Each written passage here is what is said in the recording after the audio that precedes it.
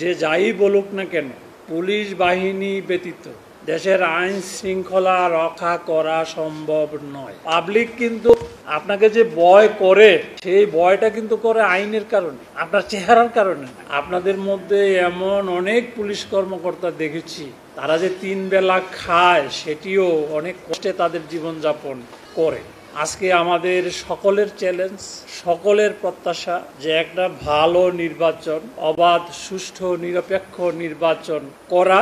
আমি সব বিভাগের কথা বলছি, সেখানে বিচ্ছিন্নভাবে আপনি মন খারাপ করার কোনো কারণ নেই। আমাদের যেটি চ্যালেঞ্জ, আমাদের যে আস্থার সংকট, বিশ্বাসের সংকট, আত্মবিশ্বাসের সংকট, সমন্বয়ের সংকট, পারস্পরিক সহযোগিতার সংকট, এই সংকটগুলো আমাদেরকে কাটিয়ে উঠতে হবে। উদ্যোগী হই।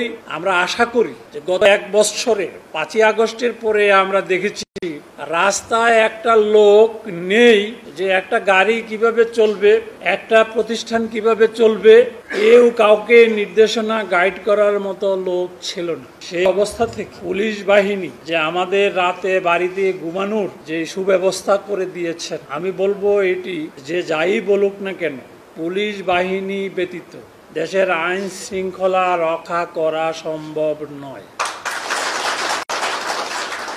তাহলে যে জিনিসটি আমাদের দরকার, আপনার এই ইউনিফর্মের মর্যাদা, এই ইউনিফর্মটা কিন্তু হালকা জিনিস নয়।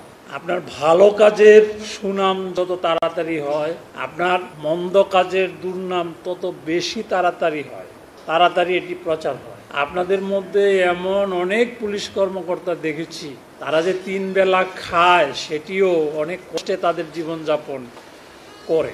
তারা প্রকাশ্যে কম আসে, কিন্তু ভিতরে খবর নিলে আপনারা জানবেন, দেখবেন আপনাদের মধ্যেই আছে। তা তারাও তো চলছে। আজকে আমাদের সকলের চ্যালেঞ্জ, সকলের প্রত্যাশা যে একটা ভালো নির্বাচন, অবাধ, সুষ্ঠু, নিরপেক্ষ নির্বাচন করা।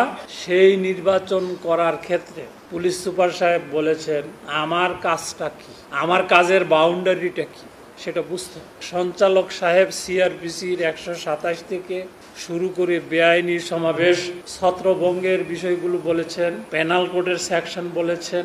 আমার ব্যক্তিগত অভিজ্ঞতা থেকে আমি বলি, আমার সাথে একজন সাব ইন্সপেক্টর আমি রাখতাম বা উনি যেতেন, আমার কাছে একটা ফাইল বোর্ড থাকতো।